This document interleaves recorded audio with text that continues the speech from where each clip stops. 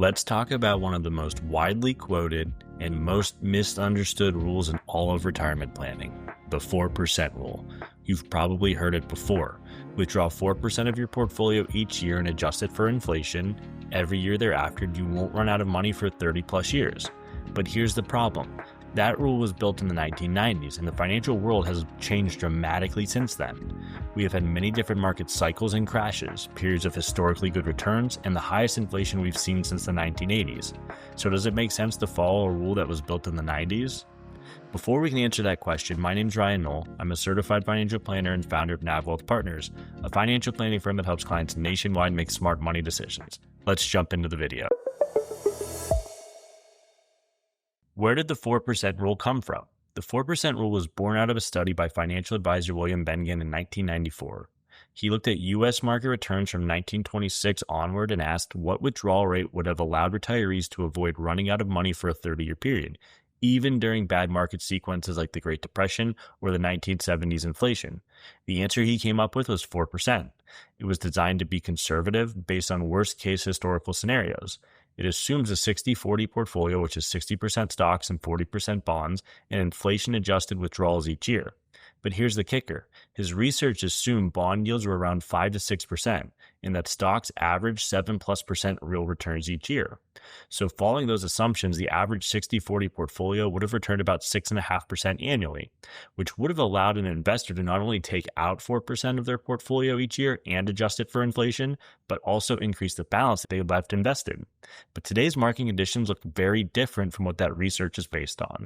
So why is the 4% rule under pressure? Well, let's take a look at what's changed. First, bond yields are lower. For decades, bonds offered both safety and income. But for the last 15 years, bonds have dropped significantly. And while rates have risen recently, they're still not back to historical norms. If you're only earning 2 to 3% on the bond portion of your portfolio each year, it becomes much harder to sustain a 4% inflation-adjusted withdrawal rate, especially over a 30-year retirement. Even though 10-year treasuries are earning about 4% right now, that portion of the portfolio is likely to start earning less interest as rates come down. It's also only beating inflation by roughly 1% as it stands today. So that margin for error is small if inflation is not tamed or if rates drop a little bit more quickly than what we're expecting. The second reason is retirements are longer. People are living longer than before. A couple retiring today at age 65 with $1 million portfolio or more has a very real chance of having one of those spouses live to age 90 or more. That means you may need your portfolio to last for 30 or 35 years, not just 25 to 30. Those extra 5 years can really derail your plan. The third reason is market volatility and inflation risk. We've seen more frequent and deeper market volatility in the past 2 decades, and inflation has made a comeback. That combination puts pressure on early withdrawals and increases what's called sequence of returns risk, where a few bad first few years of your retirement can permanently derail your plan. And portfolios have become much more aggressive since the housing crisis out of necessity. Investors were unable to find attractive yields in bonds for a long period of time, and as a result, more of their portfolios migrated to stocks. This more aggressive allocation has led to more dramatic swings in wealth as markets rotate through the different cycles. If you retire at the wrong time during a down market, retirement may look much different than your counterpart who retired during a market upswing. So what happens if you're following the 4% rule today? Well, if you retired in the 90s or early 2000s, the 4% rule probably worked out just fine for you. But retirees today faced a different set of challenges. Some research now suggests that a 3.3% or even a 3% withdrawal rate may be safer in today's environment, depending on your portfolio mix, time horizon, and inflation outlook. In other words, blindly following the 4% rule without accounting for market conditions can either lead to overspending and running out of money, or underspending and missing out on your retirement goals completely. But don't fret, there are some modern alternatives to the 4% rule. So what should you do instead? There are some better, more flexible ways to plan your withdrawals, and they all start with adapting to reality. The first is to follow a guardrail withdrawal strategy. Instead of taking the same amount every year, this strategy adjusts your withdrawals based on how your portfolio is performing. If the market's doing well, you might want to take a little bit more money out in those years. If it's doing poorly, you pull back on your spending temporarily to give your investments time to recover. This helps avoid the mistake of locking in losses early in retirement, and it also gives you permission to spend more when times are doing well. One popular version of this is the Guyton-Klinger rules, a dynamic spending system that allows for both portfolio returns and inflation. It's also very important to make sure that you have a sufficient buffer if you follow this approach. You typically would want 1 to 2 years worth of expenses built up so that if the market pulls back, you can give your growth assets sufficient time to recover while pulling from the less risky portion of your portfolio. The second strategy you could use is a buckets or segmentation strategy, where you divide your portfolio into time-based buckets. You have the short term, which is typically 0 to 3 years out, and this is where you'd want to keep cash or short-term bonds to cover withdrawals.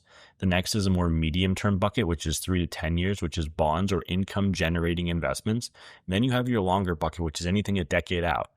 Stocks or growth investments are great for this portion of your bucket. This gives you flexibility to leave the risky assets alone during downturns and spend from your safe bucket instead. It's essentially a buffer system to hedge against bad timing. Another thing you can do is utilize annuities or guaranteed income. While they're not for everyone, single premium annuities or deferred income annuities can create a reliable income floor. When used alongside Social Security, this can reduce pressure on your portfolio and lower your sequence risk, especially in the early years of retirement. The trade-off here, though, is you lose liquidity in exchange for longevity protection. If you find yourself ready to retire and not quite saved as well as you would have liked, you can use some of these guaranteed income sources to help you avoid that shortfall and avoid some of the ramifications of market volatility. The fourth strategy, and the biggest one in my opinion, is having tax-smart withdrawal strategies. The 4% rule ignores taxes entirely, but your real withdrawal rate is what you get after tax.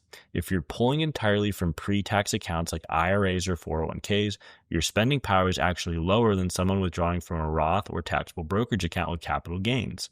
A smart withdrawal plan should include the following: using tax brackets efficiently, converting pre-tax dollars to Roth before required minimum distribution age, pull from taxable accounts early to reduce capital gains exposure, and consider utilizing qualified charitable distributions once you're over 70 and a half to limit the amount of tax exposure you have on required minimum distributions.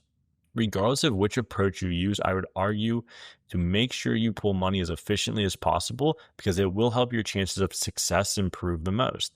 If you can minimize tax drag within your portfolio, you are withdrawing less money, leaving more invested, and increasing your likelihood for success. The bottom line here is that the 4% rule was a helpful starting point, but it was never meant to be a universal law. Today's retirees need a more nuanced approach, one that reflects lower bond yields, longer lifespans, more volatile markets, and the critical role of taxes.